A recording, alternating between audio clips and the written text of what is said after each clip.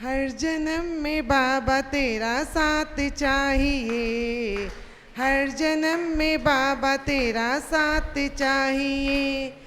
सिलसिला यूँ टूटना नहीं चाहिए, सिलसिला यूँ टूटना नहीं चाहिए। मुझको तो बस इतनी सी फरियाद चाहिए, हर जन्म में बाबा तेरा साथ चाहिए। मेरी आँखों के तुम तो तारे हो, जान से ज़्यादा मुझको प्यारे हो। मेरी आँखों के तुम तो तारे हो, जान से ज़्यादा मुझको प्यारे हो। रूठे सारी दुनिया तुम रूठना नहीं, रूठे सारी दुनिया तुम रूठना नहीं। मुझको तेरे प्यार की बरसात चाहिए, मुझको तेरे प्यार की बरसात चाहिए। हर जन्म में बाबा तेरा साथ चाहिए, हर जन्म में बाबा तेरा साथ चाहिए। इसके पश्चात हम गुरुदेव से निवेदन करेंगे, हे गुरुदेव, आप हमें अपनी वाणी से प्रवचन देकर हमारे जीवन को सार्थक बनाए, हमें और धर्म लाभ देवें। नमोस्तु महाराज जी, नमोस्तु महाराज जी, नमोस्तु महाराज जी। ॐ नमः सिद्धेभ्यः।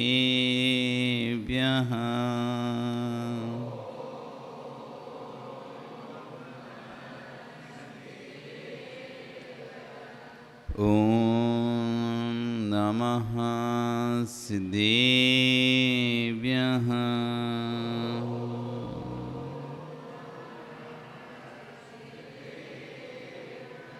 ॐ नमः सिद्धेभ्यः।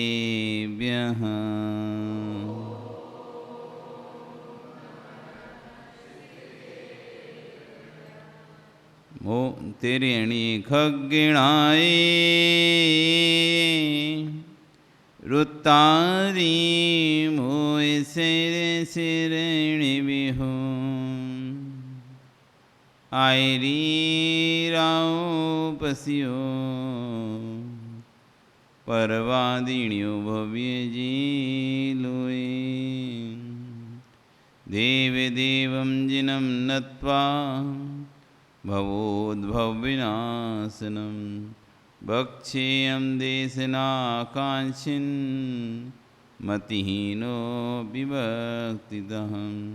नमो अरिहन्ताणं नमो सिद्धाणं नमो आयरियाणं नमो वज्रायाणं नमो लोये सव्यसां। बोलिए अनंत अनंत परमेष्टि भगवान की, आदिरम आदिनाथ भगवान की, वर्तमान शासन महावीर भगवान की, मूल नायक श्री खजाराट पार्श्वनाथ भगवान की। बोलिए आचार्य गुरु कुलभद्र स्वामी महाराज जी की, आचार्य गुरु श्री विश्व सागर जी महाराज जी की, अहिंसा में विश्व धर्म की।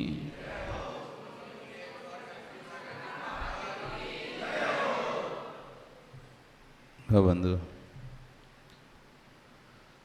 वर्तमान शासन नहीं, वर्धमान स्वामी के शासन में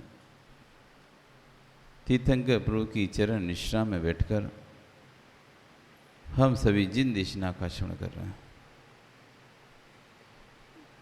आचार्य भगवान कुलभद्र स्वामी महाराज यहाँ पर गाथाओं में बता रहे थे, संसार पर्यटन जंतु बहु योनि समाकुले सायरम मानसम दुखम प्राप्नोति वत दारुण। इस संसार रूपी भ्रमण में ये जंतु यानी प्राणी जीव योनि अनेक योनि में 84 लाख योनि में भ्रमण करता हुआ शारीरिक और मानसिक दुखों को भोग रहा है। 3 प्रकार के दुख होते हैं, आदि भौतिक, आदि दैविक, आदि भौतिक, आदि दैविक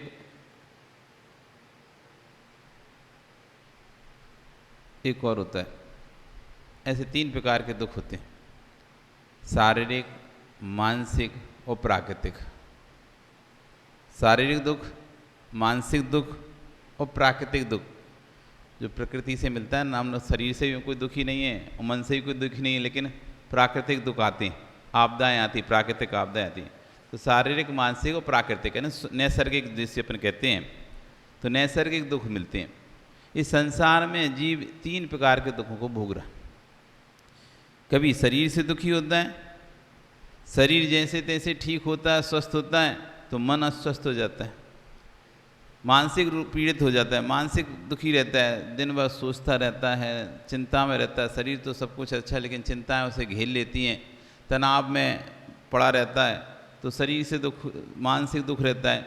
शरीर से सुखी है, मानसिक सुखी है, प्राकृतिक आपदाएं आ जाती हैं। कभी पानी अधिक गिर गया, कभी गर्मी अधिक हो गई है, कभी बाढ़ आ गई है, तो कभी भूकंप आ गया है, कभी कुछ हो गया, कभी कुछ हो गया। तो प्राकृतिक, नैसर्गिक, जिसमें उसे शारीरिक भी नहीं है, मानसिक भी चिंता नहीं थी, शारीरिक भी चिंता नहीं थी, अचानक ऐसी विपदाएं आ गई, सामूहिक विपदाएं, तो ये हो गई नैसर्गिक यानी प्राकृतिक दुख। तो कह रहे हैं दुखों के बीच में फंसा हुआ है और उसी दुख में सुख स्वीकार कर रहा है। इस जीव की स्थिति उस व्यक्ति के जैसे है। एक व्यक्ति जंगल में भाग रहा है, उसके पीछे एक हाथी पड़ गया। एक हाथी उसके पीछे पड़ा हुआ है और वह भाग रहा है, भागते भागते एक पेड़ के ऊपर चढ़ जाता है और पेड़ के ऊपर चढ़कर उसकी डाली पर पहुंचता है, लेकिन डाली पर जैसे ही पहुंचता है उसका पैर फिसल जाता है और पैर फिसलता है तो नीचे गिरता है। तो तभी वो उसके हाथ में उस पेड़ से जो जड़ें लटकी हुई थी, वो जड़ें उसके हाथ में आ जाती है और जड़ों के साथ वो लटक जाता है। लटक जाता है पर नीचे देखता है क्या कि नीचे तो गहरा कुआं है। पेड़ पे चढ़ा, जल्दी दौड़ते दौड़ते उसे कुछ दिखा नहीं, जल्दी पेड़ पे चढ़ा और पेड़ पे चढ़कर डाली पे चढ़ा। इधर हाथी आया तो ध्यान नहीं दिया और पैर स्लिप हुआ और डाली से गिरा, लेकिन जैसे ही गिर रहा था तो उसके हाथ में क्या आ गई, जड़ें आ गई पेड़ की और लटक गया। पर नीचे देखता है, अब सोचता है चलो इस जड़ के सहारे धीरे धीरे नीचे उतर जाऊंगा, लेकिन देखता है कि उसके नीचे तो गहरा कुआं है। जहाँ वो लटका हुआ है गहरा कुआं है और उस कुएं में तो नाग हैं, सर्प हैं, जो ऊपर मुंह वाए लपलपा रहे हैं कि कब ये नीचे गिरे और कब हम इसे खाएं। अब क्या करें? ऊपर देखता है, नीचे देखा कुछ कुआं, उसमें सर्प, ऊपर देखता है तो 2 चूहे हैं, वो जो जिन रस्सियों से या जैसे उससे जड़ से टंगा था उसको काट रहे हैं, कुचर कुचर कुचर कट रहे हैं। इधर भी चूहे उस जड़ को काट रहे हैं, इधर हाथी आकर अपनी सूंड से जोर जोर से उस पेड़ को हिला रहा है जिससे नीचे गिरे। उस पेड़ के हिलाने से क्या हुआ, मधुमक्खियां उस पेड़ पे लगी हुई थी, वो छत्ता हिला, वो छत्ता हिला तो मधु भिनभिनाई, वो भिनभिनाई तो सब उसको काटने लगी। अब बताओ वो व्यक्ति कहाँ जाए, कैसे बचे? इधर हाथी उस पेड़ को हिला रहा है, नीचे कुआं है, खाई है, अजगर उसमें है, ऊपर चूहा उसको कतर रहे हैं, इधर मधुमक्खी का छत्ता से मधुमक्खियां उसके पूरे शरीर को काट रही हैं। तभी एक दीप वहाँ से निकलता है, उसकी ऐसी दयनीय सी देखकर उसको दया आ जाती है। वो कहता है भाई तुम चिंता नहीं करो, मैं हूँ, मैं तुमको अभी बचाता हूँ, लो मेरा हाथ पकड़ो। और ऊपर मुख करता है, जैसे ही ऊपर मुख करता है तभी मधुमक्खी के छत्ते से एक बूंद शहद की गिरती है और एक बूंद शहद की उसके किस में गिरती है, मुंह में गिरती है। ऊपर ऐसे किया ना तो शहद की बूंद उसके मुंह में गिरी और जैसे ही शहद, क्या शहद है, मजा आ गया। इधर वो देव कह रहा है लाओ हाथ दो, मैं तुमको बचाता हूं। वो कह रहे रुको, थोड़ा रुको, एक बूंद और चख लेने दो, एक बूंद और चख लेने दो, फिर चलता हूं तुम्हारे साथ, एक बूंद और चख लेने दो। जैसे उस व्यक्ति की स्थिति बस बिल्कुल सेम टू सेम हमारी स्थिति है। अब को महाराज जी हम तो कोई छत्ते पे लटके भी नहीं, हम तो पेड़ पे लटके नहीं, हमारी और स्थिति कैसे सेम है? आयु कर्म का हाथी, काल का हाथी, यम का हाथी हमारी आयु के पीछे पड़ा हुआ है, ले जाने चलो जल्दी, हम भाग रहे हैं, बच रहे हैं। गृहस्थी के पेड़ पर चढ़े हुए हैं, दिन रात रूपी दो चूहे, जिस शरीर में हम रह रहे हैं उस शरीर की आयु को पूर्ण कर रहे हैं, खत्म कर रहे हैं, काट रहे हैं। नीचे 4 गतियों के 4 सर्प, निगोद का 5 सर्प, ये 5 स्थान आपके लिए तैयार हैं, नीचे तैयार हैं। आप जैसे ही गिरोगे इन 4-5 गतियों में से पहुँचोगे, निगोद में पहुँचोगे अथवा 4 मनुष्य, त्रियंश, देव, नार की इन 4 गतियों में विहरण करोगे। इधर गृहस्थी परिवार के लोग मधुमक्खी की भांति आपको चूस रहे हैं, काट रहे हैं। थोड़ा कोई सुख मिलता है गृहस्थी में तो आप सोचते हो, पहले दुख मिलता है सोचते हो कोई बचा ले, और थोड़ा कुछ कोई सम्मान दे देता है, कोई इज्जत दे देता है, कोई प्यार दे देता है, तो लगता है हाँ नहीं गृहस्थी हमारा घर ही बहुत अच्छा है। इधर सदगुरु रूपी देव आपको कह रहे हैं भैया आ जाओ, हम तुम्हें निकाल ले रहे हैं यहाँ से। तुम कह रहे थोड़ा और रुको, अभी तो उम्र ही क्या हुई है, अभी तो आयु ही क्या हुई है, अभी थोड़ा चलते हैं, रुको भी, अभी धर्म करने का समय नहीं है। ऐसी करते करते थोड़ा रुको, थोड़ा रुको, थोड़ा रुको, वे चूहे उस जड़ को पूरी तरह से काट देते हैं। वो व्यक्ति नीचे कुएं में गिरकर 4 गतियों 84 लाख योनि में विहरण करता है। बस स्थिति वही हमारी हो रही है। हम भी थोड़ा और रुकें, अभी क्या धर्म का समय, थोड़ा और रुकें, करते हैं ना, अभी तो है समय, अभी तो है समय, अभी तो है समय, बहुत समय भी हमारे पास। ऐसा सोचते सोचते सोचते सोचते अपना पूरा जीवन ऐसे ही हम व्यतीत कर देते हैं। जीवन में ना संयम आ पाता है, ना नियम आ पाता है, ना व्रत आ पाता है, ना आचरण, ना सील, कुछ भी नहीं आता है। जैसे पैदा हुए थे वैसे मर जाते हैं। जिस असंयम के साथ पैदा हुए थे उसी असंयम के साथ मरण को प्राप्त हो जाते हैं, और संयम का रंच मात्र हमारे जीवन में नहीं आ पाता, नहीं आ पाता। परिवार और देह, परिवार और शरीर, परिवार और शरीर, परिवार और शरीर, बस इसी में हमारा पूरा जीवन निकल जाता है। परिवार का राग एक विषय फिर भी छूट जाए, लेकिन शरीर का राग नहीं छूटता। कैसे होगा, मैं कैसे पालन करूँगा, मुझसे भूखा नहीं रहा जाता, मैं से ऐसा नहीं रहा जाता, मैं कैसे करूँगा, मेरा शरीर साथ नहीं देता, ये नहीं देता, मुझे तो इसको पानी देना ही पड़ता है, पानी ना दो तो काम ही नहीं करता, ऐसा नहीं करो तो काम ही नहीं करता। वो शरीर का राग नहीं छूट रहा। परिवार का राग छोड़ना बहुत सरल है, लेकिन शरीर का राग छूट पाना, एक फुंसी हो जाती है ना तो पूरा ध्यान उस पर जाता है। शरीर पे एक फुंसी हो जाए तो 24 घंटे उस पर ध्यान लगा रहता है, ये फुंसी हो गई, और उसमें कहीं चेहरे पर हो जाए तो, चेहरे पर हो जाए माँ, तो फिर 100 बार दर्पण में देखोगे ये कब ठीक होगी, ये कब ठीक होगी, हमारे चेहरे पर फुंसी हो गई।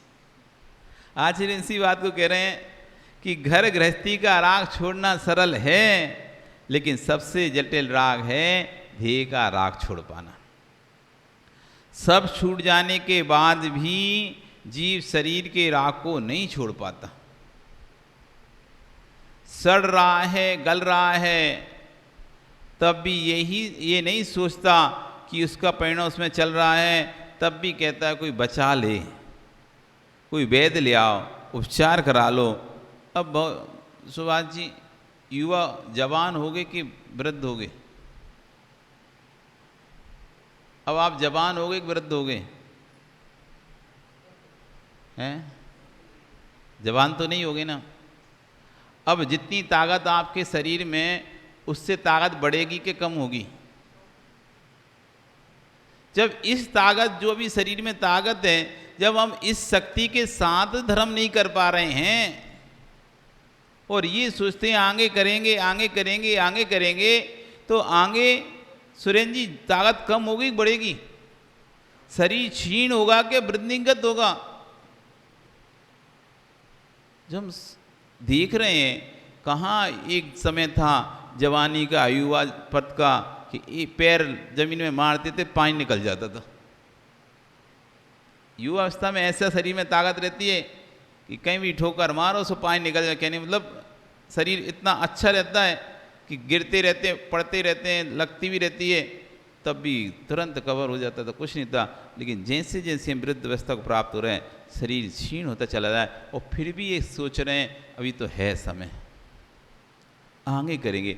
जब इस अवस्था में नहीं कर पा रहे धर्म, इस अवस्था में संयम का पालन नहीं कर पा रहे, नियम का पालन नहीं कर पा रहे, तो कमल, कमल नाम है ना, क्या नाम तुम्हारा? कमल। फिर कब करोगे? जब अभी हमारे बहाव नहीं हो रहे हैं, शरीर अभी भी हमारा अस्वस्थ है, आगे जाके तो और अस्वस्थ होना है, आगे जाके तो शरीर और क्षीण होना है, ढीला ही होना है। तो ऐसे समय अपने परिणाम नहीं बना पा रहे कि चलो छोड़ते हैं, अभी परिवार गृहस्थी घर सब बहुत कर लिया, बहुत हो गया, अब कुछ तो हम अपने लिए करें, कुछ तो इस आत्मा के लिए करें। कल क्लास में था ना, तो सच्चा स्वार्थी दिगंबर मुनिराजी होता है, और हर व्यक्ति को स्वार्थी बनना चाहिए। अब स्वार्थी के अनेक अर्थ होते हैं। एक स्वार्थी तो वो होता है अपना काम बनता भाड़ में जाए जनता। एक स्वार्थी तो अपना मेरा काम निकले और मुझे क्या करना है किसी से। एक स्वार्थी होता है स्वार्थी, स्व यानी आत्मा, जिसका प्रयोजन आत्मा है, जिसका प्रयोजन स्व कल्याण है, उसको कहते हैं स्वार्थी। कब तक पर के लिए सोचते रहोगे? कब तक दूसरों के लिए सोचो? कब तक? कभी अपने लिए भी तो सोचो, कभी अपने लिए भी तो स्वार्थी बनो कि मुझे यहां से जाना है, पक्का है, कोई रोकने वाला नहीं है। कितने भी बहु मंत्र तंत्र बहु होई, मरते ना बचावे कोई। कितने भी मंत्र तंत्र वैद्य डॉक्टर कोई भी आ जाएगा, लेकिन मरण से मुझे कोई भी नहीं बचा पाएगा। मुझे यहाँ से नियम से जाना है, राम नाम सत्य है। ये सिर्फ मरने के बाद सुनाते हो आप लोगों को, वो तो मर ही गया, उसे सुना रहे हो। कंधा ले जाते हैं, अर्थी पे ले जाते हैं, और क्या बोलते हो? अरिहंत नाम सत्य है, राम नाम सत्य है, अरिहंत नाम सत्य है। क्या सत्य है? क्या सत्य है? सबको जाना है, ये भी गया और एक दिन मुझे भी ऐसे ही जाना है। जब ये सत्य है तो जीते जी अपने आप को क्यों नहीं सुनाते? अब यहाँ कोई बोल दे ना अरिहंत नाम सत्य है, तो तुम लड़ने बैठा, अरे कोई मर गया कि तुम इधर यहाँ पे चल रहा है? ये तो तब बोलना पड़ता जब कोई मर जाता है। अभी जिंदे में, अरे कम से कम जिंदे में सुना देते तो ऐसे मरना नहीं पड़ता उसे। अरिहंत नाम सत्य है। हमें अपना लगता ही नहीं हमें कभी मरना भी है। ऐसे कहते ना मस्ती में बैठे, अपन तो मस्ती में जीवन जी रहे हैं, लगी नहीं कि हमें आज कल में जाना होगा, कभी हमें जाना होगा। कभी चिंता ही नहीं लग रही कि अरे चिंता जैसे होते हैं ना कि भाई किसी को चिंता होती, ट्रेन आ रही जल्दी करो भाई जल्दी करो, ट्रेन आ रही, टाइम हो रहा है टाइम हो रहा है, समय हो रहा है समय हो रहा है, जल्दी करो जल्दी करो जल्दी करो। और जब कोई चिंता नहीं होती तो मस्त सोता है, कोई मतलब नहीं होता अभी क्या है समय अभी तो ऐसे मस्ती में मस्त हैं, लग ही नहीं रहा कि हमारा तो कोई समय आने वाला है। अभी हमारा उसका आएगा, अभी तो वो बूढ़ा है, वो 80 साल का, पहले वो जाएगा। वो 80 साल का है, वो 90 साल का, वो अस्पताल में पड़ा है, वो बीमार पड़ा है, पहले वो जाएगा, अपन थोड़ी ना जाएंगे। कोई चिंता ही नहीं अपनी। तो आ कह रहे हैं स्वार्थी बनो। जब बचने वाला नहीं है तो जो बचता नहीं उसे क्यों बचाने का। जो जिसे हम बचाना चाहते हैं वो तो बचने वाला है ही नहीं है, आज नहीं तो कल चला ही जाएगा। फिर उसे बचाने का प्रयत्न मत करो। जिसके अंदर तुम रह रहे हो उसे मत बचाओ, जो तुम हो उसे बचा के रखो। इसे कौन बचा पाएगा?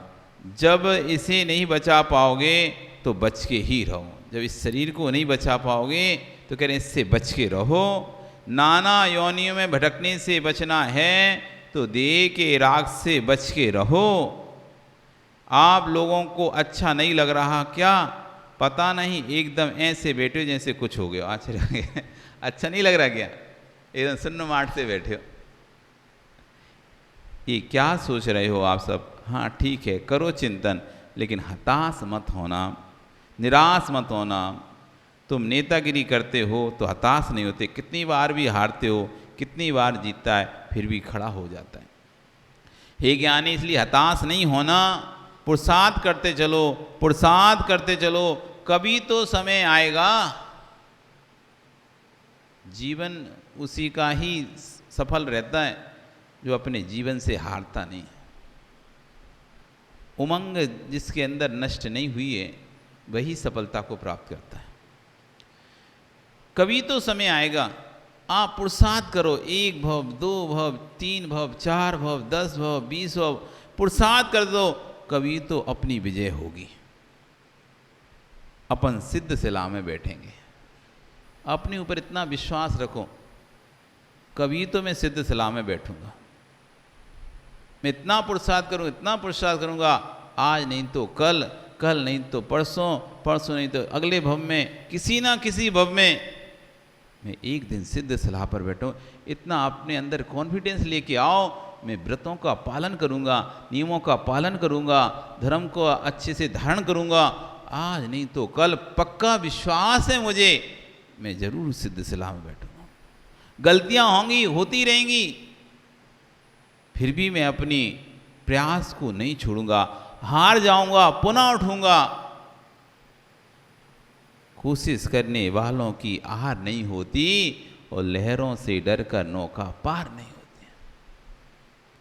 चींटी 100 बार चढ़ती है, दीवालों पर चढ़कर गिरती है, गिरकर फिर चढ़ती है, आखिर उसकी मेहनत बेकार नहीं होती। मेहनत करने वालों की कभी हार नहीं होती। पुरुषार्थ करो, पुरुषार्थ करो नियम से।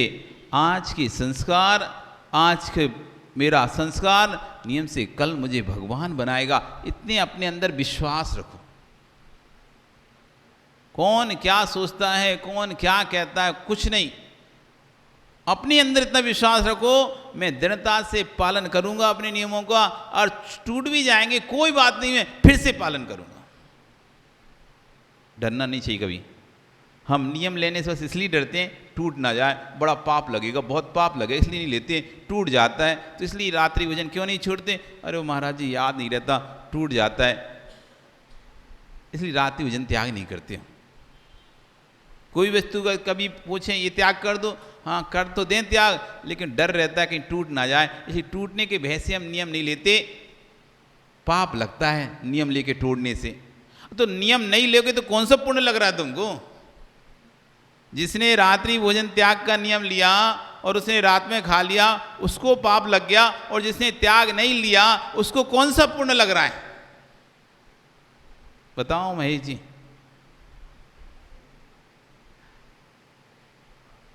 जिसने रात्रि भोजन त्याग का नियम लिया और उसका नियम टूट गया, अरे देखो तुमने लिया, हमने इसलिए तो नियम नहीं लेते, देखो टूट गया ना, पाप लग गया। तो जिसने नहीं लिया उसको कौन सा पुण्य लग रहा था?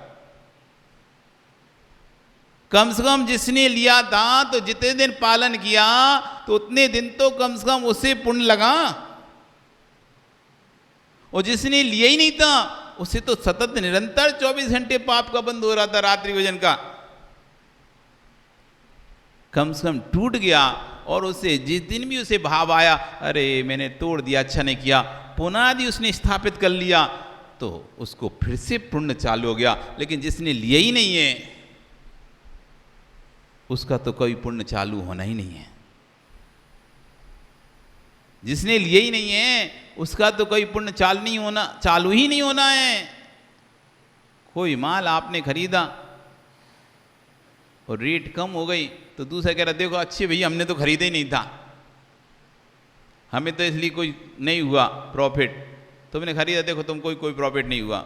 लेकिन कुछ दिनों बाद उसी माल की रेट बढ़ गई, तो जिसने खरीदा था तो प्रॉफिट भी तो उसी को ही होगा, और जिसने खरीदा नहीं था तो प्रॉफिट उसको होगा ही नहीं कभी। ऐसी नियम लेने में कभी मत डरो। एक दिन तो पालन होगा, 10 दिन तो पालन होगा, 50 दिन तो पालन होगा, जितने दिन पालो उतने दिन का पुण्य सही। और पुनः अगर मान लो टूट भी गया तो कौन पुनः जैसे ही भाव होंगे, अरे मुझसे गलती हुई, पुनः उसको रिन्यू करते हैं ना अपन। कोई चीज़ एक्सपायरी हो जाती है, टूट बीच में ब्रेक हो जाता है, तो फिर उसको दोबारा से रिन्यू होता है नहीं। इंश्योरेंस आपने कराया और फिर आप इंश्योरेंस नहीं भूल गए, नहीं कराया, हर साल तुरंत कराना पड़ता है, और 1 साल में बीच में भूल गए, 2 महीना 1 महीना बिना इंश्योरेंस की रही गाड़ी, फिर आपको याद आया इंश्योरेंस नहीं है तो रिन्यू कराते नहीं कराते, पेनल्टी से रिन्यू हो जाता है। फिर से वहीं से चालू, और तुमने प्रायश्चित ले ली, टूटा था, टूटने के बाद तुमको 2 दिन 5 दिन 10 दिन आपको नहीं रहा, उसके बाद आपने पुनः स्थापित किया, और जो बीच का समय था उसका ले लिया आपने प्रायश्चित, तो कंटिन्यू हो गया। वो अब आपका पुण्य कंटिन्यू चल रहा है। बीच का जो टूटा था उसका आपने लिया प्रायश्चित, अब उसका भी पुण्य आपको वापस मिल गया। जो छूट रहा था ना वो वापस मिल गया। ये डरो नहीं, कोशिश करो, आगे बढ़ो, थोड़ा थोड़ा धर्म के मार्ग पर, थोड़ा थोड़ा संयम के मार्ग पर आगे बढ़ो, आगे बढ़ो। मैं नियम से एक दिन भगवान बनूंगा, इतना विश्वास रखो अपने आप। मैं यदि इसी तरह धीरे धीरे संयम के मार्ग पर आगे बढ़ता रहा, व्रतों के मार्ग पर आगे बढ़ता रहा, 1-2 भव हो सकता है नहीं अच्छे से पाल पाऊंगा, कोई बात नहीं है, 4थे भव में पाल लूंगा, और नहीं तो 5-10 किसी ना किसी भव में तो ऐसे पालूंगा जिसमें किसी प्रकार के दोष नहीं लगेगा मेरे व्रतों। दोष के चक्कर में व्रत को मत छोड़ देना, दोष के चक्कर में व्रतों को मत छोड़ देना। आचार्य वन कहते हैं यदि घाटा लग रहा है तो दुकान मत बेच देना, घाटा लगे तो दुकान मत बेच देना भैया, थोड़े दिन शांति से बैठ जाना, जहां से जब भाव बढ़ेगा तो उसी दुकान से फायदा होगा।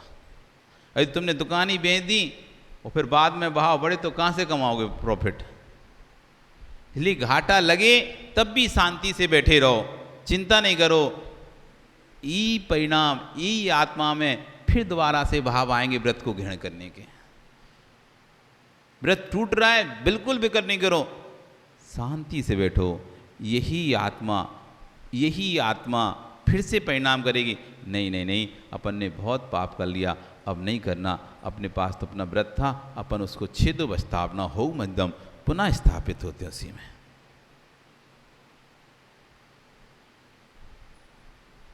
हमारे आगम में प्रायश्चित की व्यवस्था है, प्रत्याख्यान की व्यवस्था है, प्रतिगुण की व्यवस्था है। क्यों व्यवस्था है? इसीलिए व्यवस्था है, दोष लगते हैं तो उनका प्रत्याख्यान प्रतिगुण प्रायश्चित देकर पुनः उनमें स्थापित होया जा सकता है। इसलिए कह रहे हैं कि विश्वास रखो अपने ऊपर कि मैं एक दिन भगवान जरूर बनूंगा। हमें तो विश्वास है पक्का, इस पर्याय में नहीं बनेंगे, हो सकता है बहुत दोष लग रहे हो इस पर्याय में, ठीक है, किसी ना किसी पर्याय में तो हम निर्दोष संयम का पालन करेंगे। ऐसे ही पालन करते रहे, आज नहीं तो धीरे धीरे संस्कार पढ़ते रहेंगे। अभी इतने संस्कार ही हैं कि बस घड़ा ही गीला हो पा रहा है, फिर एक दिन ऐसे संस्कार एक घड़ा पानी से भर भी जाएगा, भर जाएगा। एक दिन की मेहनत से वृक्ष नहीं उगते, एक दिन की मेहनत से वृक्ष नहीं उगते। जो आज बड़े फलदार वृक्ष दिखाई दे रहे हैं, जो बड़े बड़े बट वृक्ष दिखाई दे रहे हैं, एक दिन में हो गए क्या वो? एक दिन में बढ़ गए कितने? इतने विशाल वृक्ष। छोटे से बीज से प्रारंभ हुआ था, छोटा सा बीज जमीन में गया, धीरे धीरे अंकुरित हुआ, पौधा बना, थोड़ा बड़ा हुआ, बड़ा होते होते कोमल था, सुकमाल था, बार बार टूट जाता था, थोड़ी सी हवा में उसकी पंक्तियाँ टूट जाती थी, थोड़ी सा वो टेढ़ा हो जाता था, लेकिन खड़ा रहा, खड़ा रहा, खड़ा रहा, धीरे धीरे धीरे बढ़ता रहा, बढ़ता रहा, बढ़ता रहा, और वही वृक्ष बाद में ऐसा बट वृक्ष बना, अब ना कोई बकरी उसे चर पा रही है, ना कोई हवा उसे हिला पा रही है।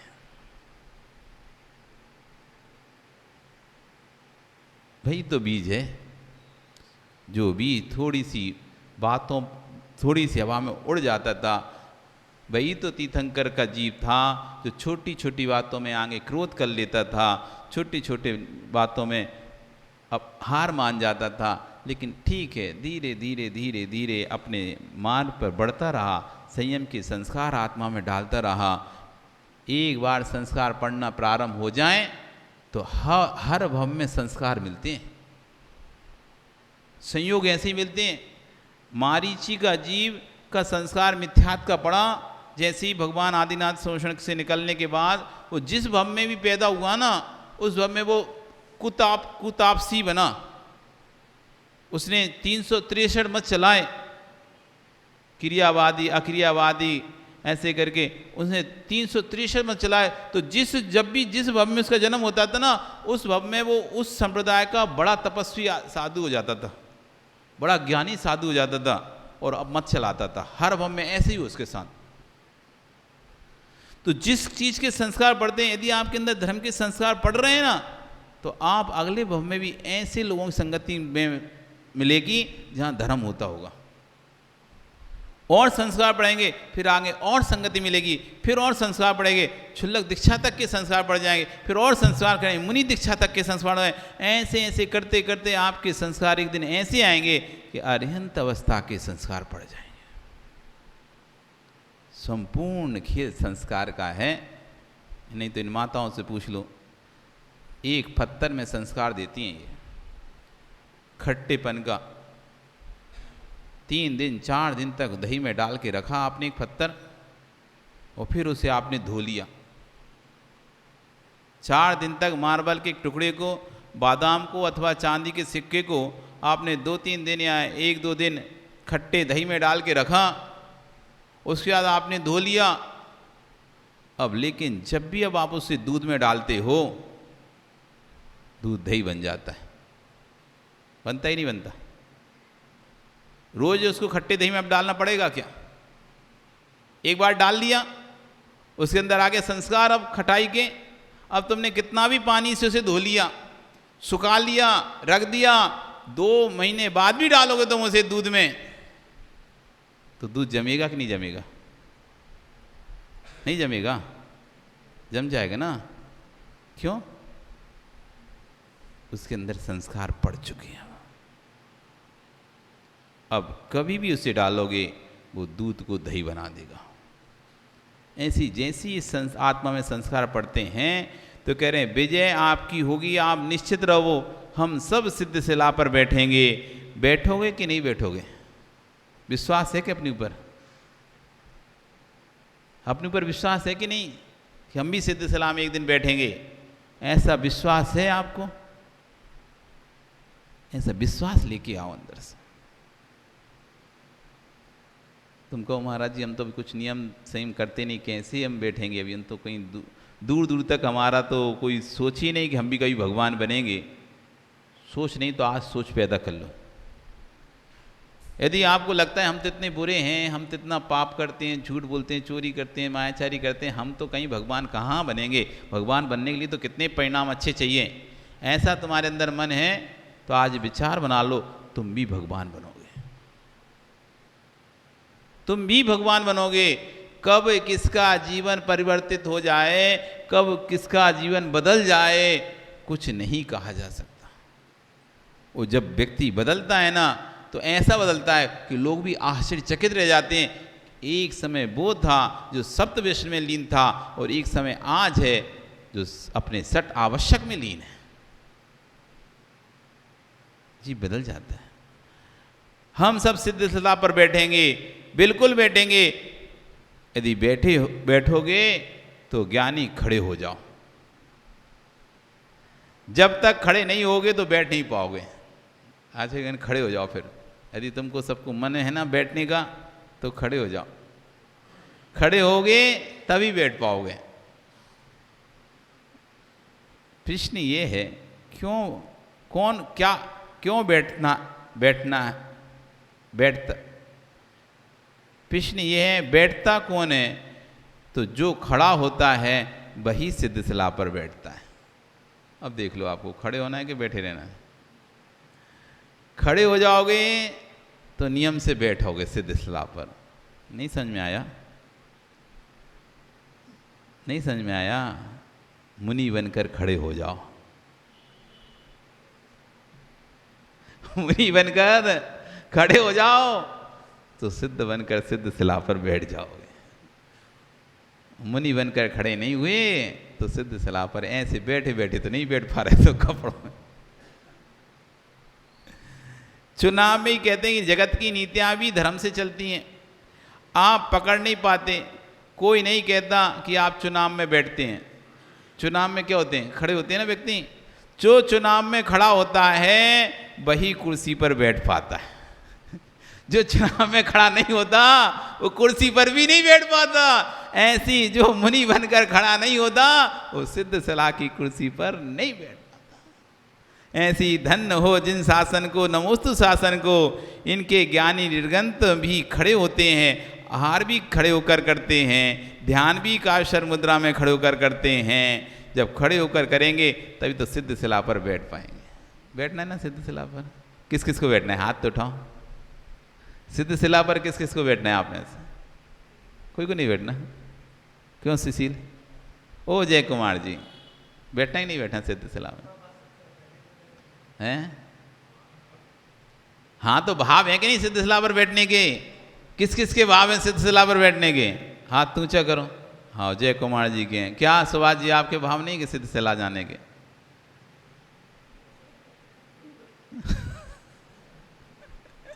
कह रहे महाराज जी अभी फंसा दोगे, आप कुछ बोल देंगे तो चुप ही रहो।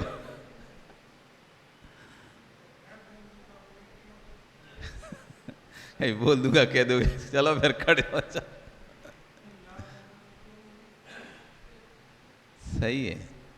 जिनवाणी में देखो कितना आनंद। जब जिनवाणी सुनने में इतना आनंद है तो जिनवाणी धारण कर लोगे तो कितना आनंद होगा। जिसके बारे में सुनने में ही आनंद आता है और वही चीज प्राप्त हो जाए तो फिर कितना आनंद होगा। आपका समय हो गया, कल फिर आओगे? पर्याय रही तो फिर चर्चा करेंगे। तो इसलिए आचार्य गण कह रहे हैं कि जाओ खड़े हो जाओ। और एक छोटा सा बात कह के कह रहे हैं, सुभाष जी जब तेरी शादी होने गई थी तब कुर्सी पर बैठा था कि नहीं बैठे थे? कुर्सी पर बैठे थे कि नहीं बैठे थे? हैं? नहीं, घोड़े के बाद उतर के कहाँ बैठे थे? घोड़े से उतरे थे उसके बाद कहाँ बैठे थे? कुर्सी बैठे थे कि नहीं बैठे? बैठे थे। पहले तो जाकर बैठ ही गए थे। जब तुम ये बताओ कि जब देवी गले में बरमाला डालने आई तब तुम बैठे थे खड़े हो गए थे? क्यों बैठे रहते? खड़े क्यों हो गए? बैठे थे खड़े हो गए थे। आने पर खड़े हुए? पहले से खड़े हो गए थे या आने के बाद खड़े हुए थे? बाद में खड़े हुए ना। सुनो भैया क्या गजब है। संसार की नारी से वर्ण करने गया तब भी इस बेचारे को कुर्सी से खड़ा होना पड़ा। तब वरमाला पड़ी गई गले में, तब पड़ी गले में वरमाला। ज्ञानी संसार वधू से वर्ण करने गया तब भी खड़ा होना पड़ गया। जब मुक्ति वधू से वर्ण करना पड़ेगा तो खड़ा क्यों नहीं होना पड़ेगा? अवश्य खड़ा होना पड़ेगा। इसलिए खड़े हो जाओ। पर्याय रही तो कल फिर चर्चा करेंगे। बोली भगवान महावीर स्वामी की।